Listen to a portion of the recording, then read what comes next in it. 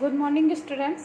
अभी अभी आपने हम लोगों ने क्लास ली है आपके साथ और नया लेसन हमने स्टार्ट किया है, नया चैप्टर स्टार्ट किया है, मॉलिक्यूलर बेसिस ऑफ इनहेरिटेंस।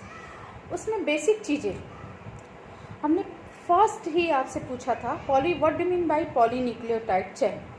तो सबने कुछ न किसी बच्चों ने आंसर दिया, किसी ने आंसर नहीं दिया।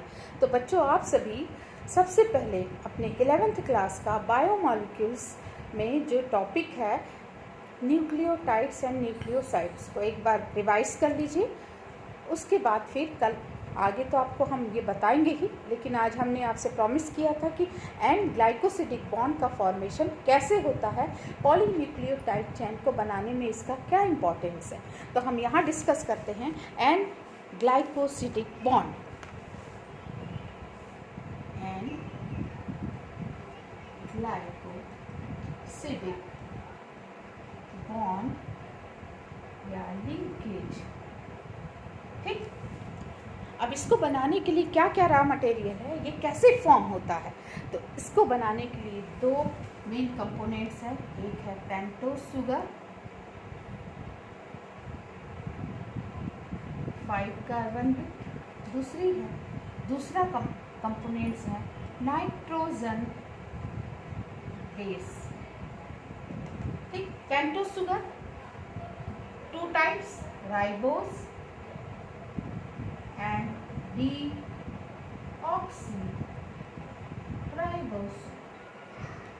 राइबोस शुगर आरएनए में, राइबोन्यूक्लिक एसिड में, एंड डीऑक्सीराइबोस शुगर डीएनए में, डीऑक्सीराइबोन्यूक्लियोटाइड्स। ठीक, अब आते हैं इनके स्ट्रक्चर के बारे में। आगे let me discuss now structure pentose sugar 5 carbon युक्त sugar 1 2 3 4 and that is 5 sugar. अब ये किस तरह का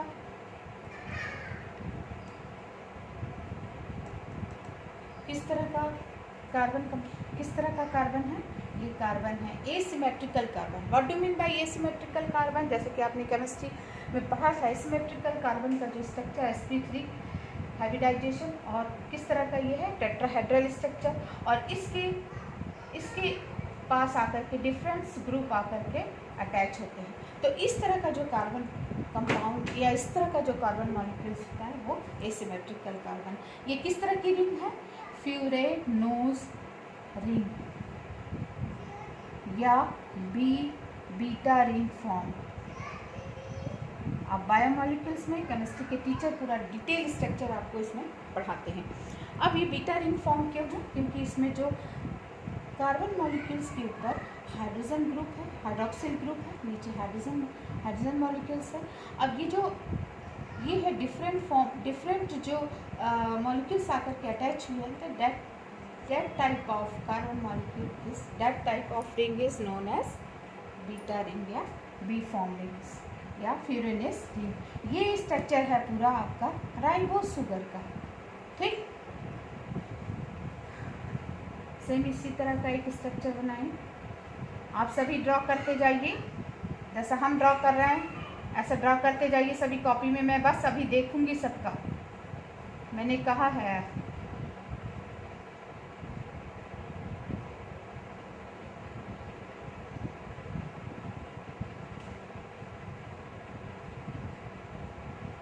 सेम स्ट्रक्चर है दोनों में, डीऑक्सीराइबोस शुगर और राइबोस शुगर में जो बेसिक डिफरेंस है स्ट्रक्चर में, यहाँ जो हाइड्रोक्सिल ग्रुप है इस ग्रुप से एक ऑक्सीजन एलिमिनेट हो जाती है, निकल जाती, इसीलिए इसका नाम पड़ा डीऑक्सीराइबोस शुगर। तो इसके स्ट्रक्चर में क्या होगा, यहाँ पे H, यहाँ देखिए डिफरेंस आ रहा है दोनों में, समझ गए। तेजस, अनुस्वार, अरुल बिसेन, आर्यन सिंह, प्रियांशु, आप लोग समझ गए।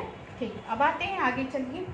Nitrogen base, different types of nitrogen base, 2 types, purine and pyrimidine. मैंने जैसे पहले बताया था, purine adenine, guanine, pyrimidine, cytosine, thymine and uracil. अब जो थाइमिन है, थाइमिन ये चारों adenine, guanine, cytosine and thymine, ये चारों होते हैं डीएनए में डीऑक्सी न्यूक्लिक एसिड में, और थाइमिन को रिप्लेस करके यूरेसिल आ जाता है आरएनए में। बाकी एज इट इज तीनों नाइट्रोजन बेस है। अब इनके स्ट्रक्चर पर हम चलते हैं। अब हम बात कर रहे थे स्ट्रक्चर के बारे में, तो मैंने अभी अभी आप लोगों को बताया है कि इतने सभी का स्ट्रक्चर। तो अब हम आते हैं अपने मेन टॉपिक में, एंड ग्लाइकोसिडिक बॉन्ड का फॉर्मेशन। तो एक स्ट्रक्चर लेते हैं एडेनिन। एडेनिन जैसे कि मैंने अभी अभी आपको पढ़ाया है, adenine adenine adenine purine nitrogen base है। प्यूरिन में 1, 3, 7 एंड 9 पोजीशन पर नाइट्रोजन मॉलिक्यूल होता है। ठीक, यहाँ 1, 3, 7 एंड 9, 1, 3, 7 एंड 9 पोजीशन पर है नाइट्रोजन। ये है स्ट्रक्चर एडेनिन बेस का। अब है नेक्स्ट इसका एंड ग्लाइकोसिडिक बॉन्ड का नेक्स्ट कंपोनेंट है पेंटोस शुगर।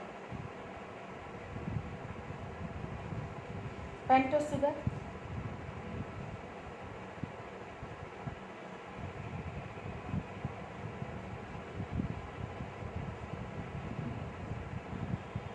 H2C, ये 5 कार्बन, ये 4 carbon, 1 first carbon, second, third, fourth and 5 carbon.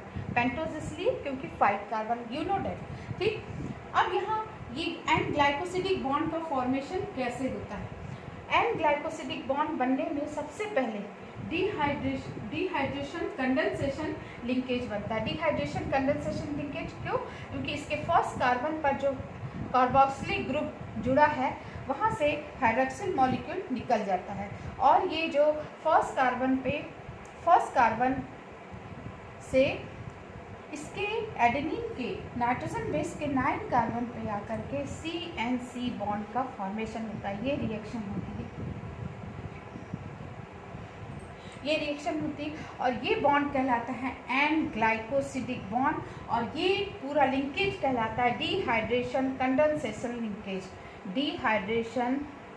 Dehydration condensation linkage, या आप इसको एंड ग्लाइकोसिडिक लिंकेज भी कहते हैं। ठीक, this type of linkage form is dehydration condensation linkage or and glycosidic linkage, and this bond is known as and glycosidic bond, and the product is known as nucleoside.